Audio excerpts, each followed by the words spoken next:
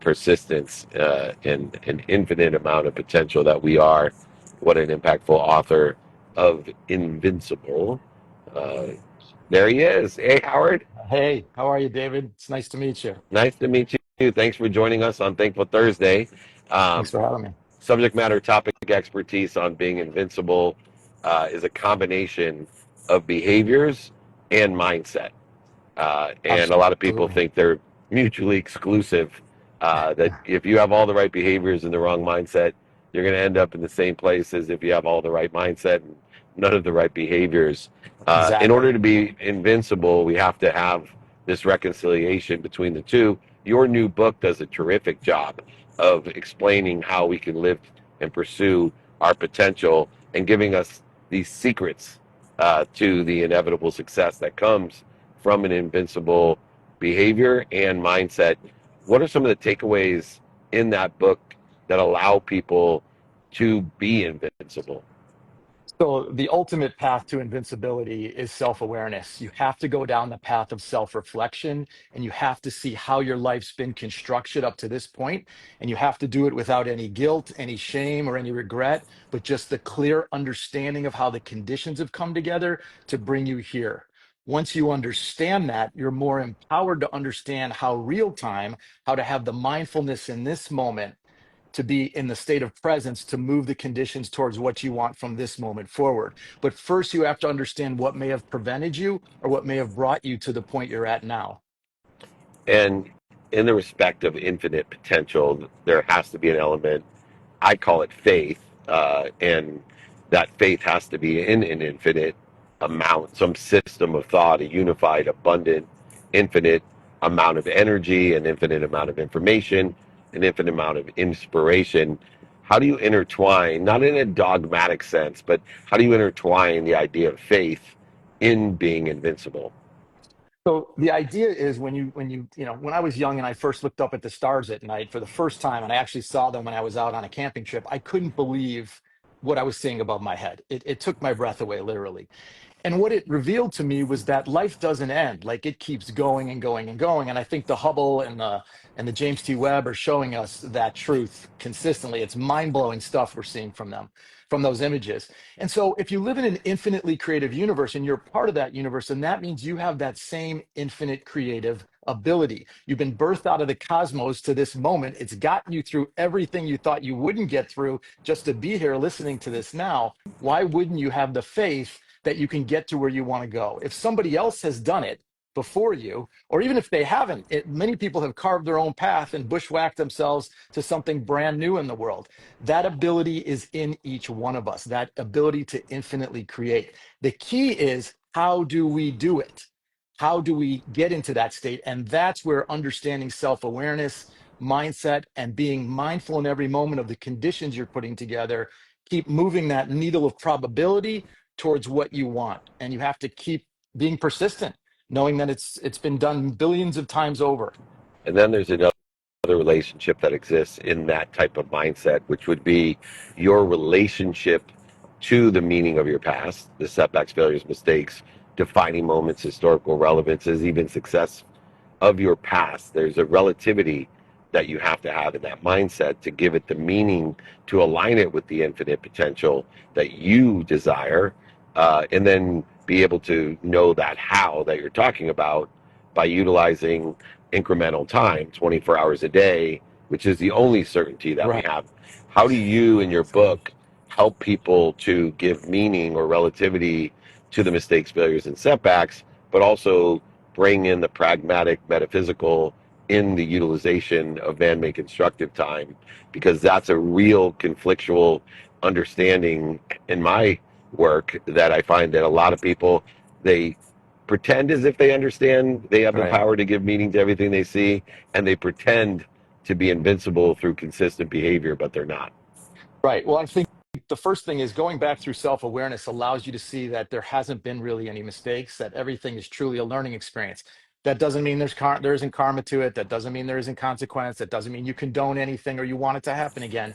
But you see that at each moment you had the best construction of your consciousness to do what you did. And To take shame or guilt or regret and carry it into the present moment is to poison the present moment. You have to find forgiveness within yourself to free yourself and find the worth. Why is the worth important? The worth is important because life cannot give you what you do not feel yourself worthy of. And if there's some hidden subconscious guilt, shames, regrets, or feelings of not good enough, it's going to constrict that bubble of possibility that exists for you. And the idea is to expand the circumference of that bubble through an increased understanding of your worth in this world. I have one statement in the book, towards the later half of the book, that really is profound in terms of how you reflect on it. And it's a question you ask yourself. And the question is simply this: why not me? Why not me? And if you hear anything that disrupts that in any way, it's the beginning of finding the lie that's been in there that's been preventing you. So as you go through the process and you heal yourself through forgiveness and understanding that you're worth anything, then you can harness the power of creativity. Then you can harness the power of I am and how you define yourself, and using your identity freely to go out with the right authentic energy to create in the world. And here's the other magic I found out about life. It's not just what the energy is we're putting out 24/7 a day. This is an extremely divine and intelligent universe, and it knows what we believe is true about ourselves, and it's trying to meet us with those conditions. Or if we don't believe ourselves worthy, it's trying to meet us with the experience to help us gain the awareness that we are worthy of doing it. And some can meet that test and go through that cauldron, and others, lose energy and persistence through it. And that's why great athletes and great entertainers and people that have been successful in business make it, because they've been willing to push through those moments of fear and doubt and insignificance that are lies. Yeah, within the context of, and it's brilliantly put the way that you've articulated the circumstances that exist and the two different effects of accountability in the present understanding of we are here to learn. And so as we look at what am I supposed to learn from that which I'm responsible for? What am I supposed to learn from that which I've attracted to my life? And what am I supposed to learn from how I'm participating in the perception of my human experience? We start to see the elements of invincible within that context Yeah. of learning. Um, there is a paradigm shift in being invincible. A lot of people think that invincible is going over, under, through, around, resisting. They think it's lying, manipulating, cheating, overselling, back end selling, and denying. And that is the definition of being invincible, where you mentioned I am. And I've simplified in the articulation of very similar, obviously synergistic beliefs that have led us to where we are today in this majesty of calmness, in a predisposition of surrender.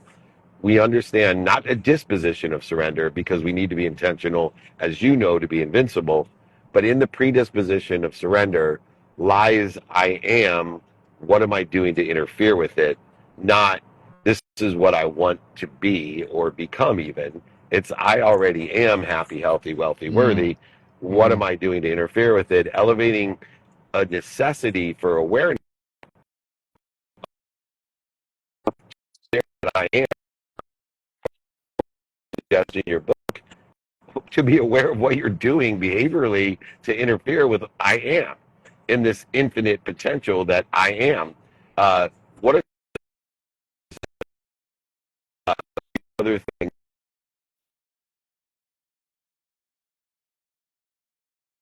that we can do to shorten that distance of resistance? So the awareness, anytime there's need, and need can get in the way, because need is stemming from fear usually. And when you're in fear, you're in need, and when you're in need, that creates pressure, and pressure creates time. It creates decisions that cause things to take longer, because it's coming from a belief in what isn't going to happen that causes the need. Whereas faith, and not in a dogmatic sense, but faith in a universal sense, and trust in the process that you're doing everything you can in every moment to be who you know you can be, to put the conditions together to to demonstrate who you want to be in the world, there has to be some trust. We don't get anything created in the world, and we can't really do anything without an element of faith in ourselves. So that is a requirement of it. And when you have that kind of faith, then you can demonstrate, I am this, and you can say it authentically. And then it's up to your actions to demonstrate who you are. An interesting thing happens when you try to expand your bubble of possibilities and go into a new space with new self definitions.